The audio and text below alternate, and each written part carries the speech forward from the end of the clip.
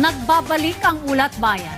Nagsagawa ng libreng serbisyong medikal ang Health Department para sa mga magsasaka, super at barangay health workers. Alinsunod ito sa direktiba ni Pangulong Ferdinand R. Marcos Jr.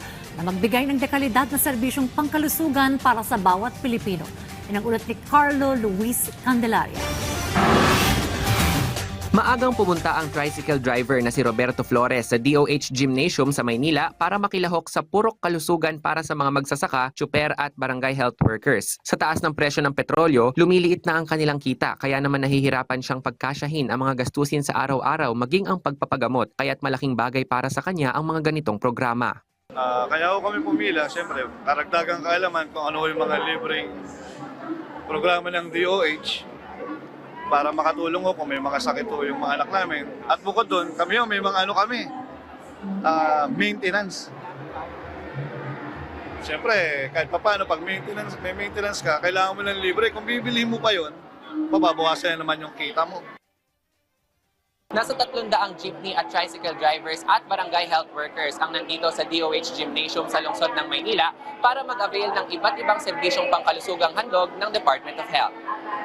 Kabilang sa mga serbisyong ito ang pagpaparehistro sa PhilHealth kung saan maaaring makakuha ng PhilHealth number at makapagparehistro sa PhilHealth Yakap. Handog din ng purok kalusugan ang health consultation at mga gamot ng PhilHealth Yakap, HIV testing, laboratory, x-ray, dental services at marami pang iba. Kabilang din sa mga benepisyaryo ang mga magsasaka mula sa Nueva Vizcaya Agricultural Terminal. Apektado rin sila ng pagtaas ng presyo ng langis kaya't hindi nila naibabiyahe ang kanilang mga ani.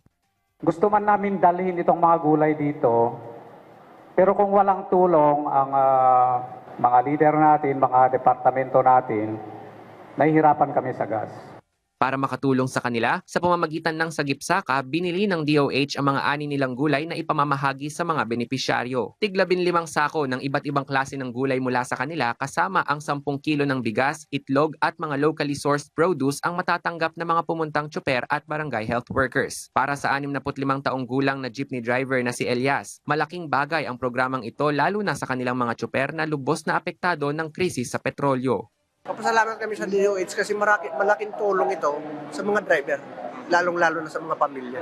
Present din ang leader ng mga transport groups na kasama sa programa na nagpasalamat sa programang ito ng pamahalaan. Dahil nandito ang gobyerno, nandito ang DOH na handang tumulong sa mga driver at sa mamamayang Pilipino.